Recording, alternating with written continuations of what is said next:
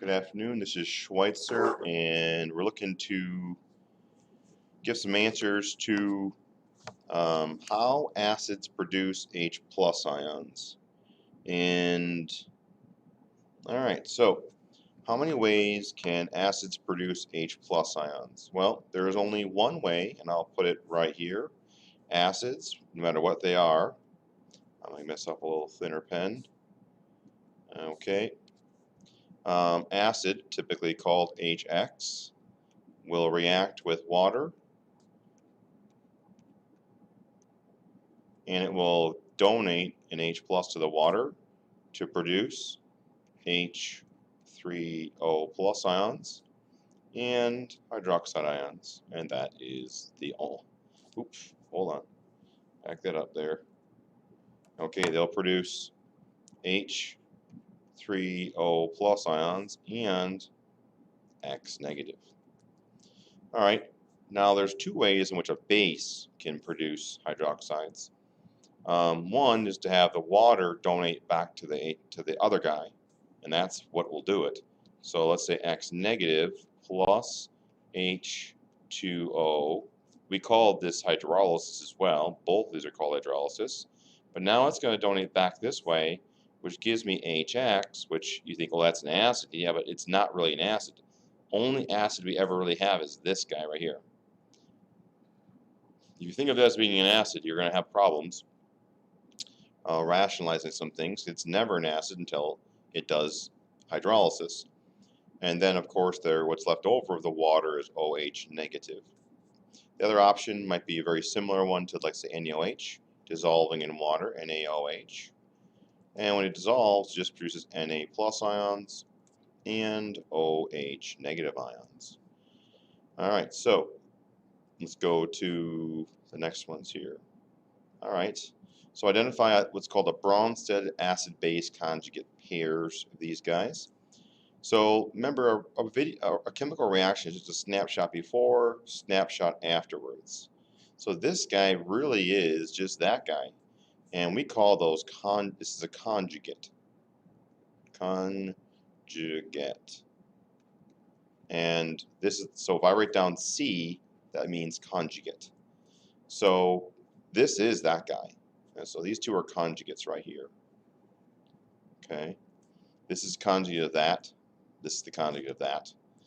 So all it did here is went from having two H's and an O to having one H. So that means this guy gave this guy an H. That means this is the acid is the donator, the base is the acceptor. Therefore, this is the conjugate acid, conjugate base. It flips. Once it gives rid of the H, so then it no longer has an H to get rid of, and now it can accept one. So, which makes this guy the conjugate acid. It flips from acid to base, always. Okay, so let's look at this here. These two are conjugates, and so are the other two. Okay, these two are conjugates. So what's going on here? We go from having two H's to three H's. So this guy is going to donate this guy to here. That makes this the acid, and this the conjugate base. It makes this the base because it's the acceptor, but now that once it gets an H, it now has the ability to give it away, which makes it a conjugate acid. This is my actual acid ingredient, which will always be acidic. This is my actual basic item, which will always be basic. All right, so again, take a look. You should always be pausing a video, trying to try them on your own, but this guy here looks like it's going to be donating. Okay, and this is going to be there for the acid. This will be my base. This is my conjugate base, and this is my conjugate acid. This is ammonia. What's it going to do? It's going to give. It's going to accept an H from water. Look at that guy there. This is my acid. This is my conjugate base. This is my base. This is my conjugate acid. All right. So moving along here. Now I'm mentioning that this is the acid, so it's going to donate to this guy. So what's left here? Well, that means that we have H3O plus, and I have NO3 minus 1. Okay. This guy's the acid. Going to donate to this one, which is going to produce H3O plus SO4 minus 2. My base. I didn't add the water this time. Just kind of weaning you off here a little bit. It's the base, so it's going to accept here.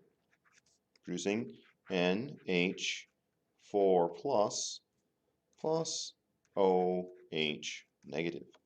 Here, I'm not mentioning what it is here, but these two guys, this is name guys called ammonium. You should be, eventually, if you do enough of this stuff here, you'll get familiar with these guys. They're main players. Ammonia and ammonium. So they just flip back and forth. This guy gives an H to water, becoming that. So it's just an H plus difference between the two, and they're conjugates. So you'll see this guy over here. You'll see this one right here, NH3 plus. So this guy's going to donate an H to the water, making H3O plus. So you notice here, ammonia takes an H plus from water, producing hydroxides. That's why ammonia is basic. Ammonium gives H plus to water, making an acid, which is why it's acidic. Of course, it produces this guy, but this guy's not the base, right? All right.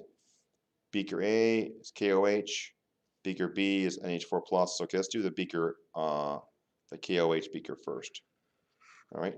KOH is just going to dissolve, and works pretty simply. It's just going to be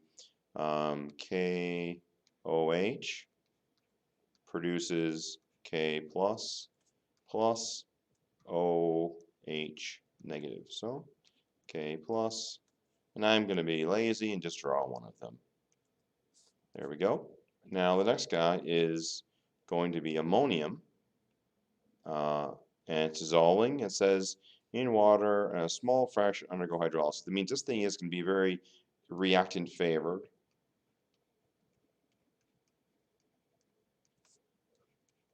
Does not go to equilibrium. It does not go to completion. It goes to equilibrium, and the reaction is going to be NH4 plus water.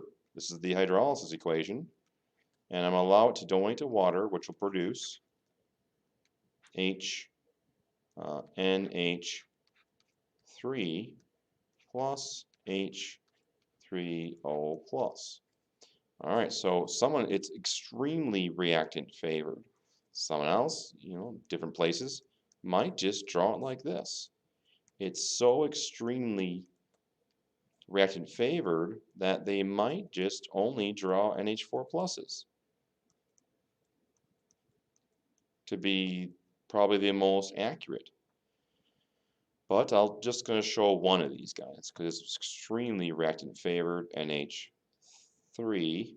There's one of them of the products. And we'll get one acid in here. I'm going to draw an H plus. There we go. And that's it.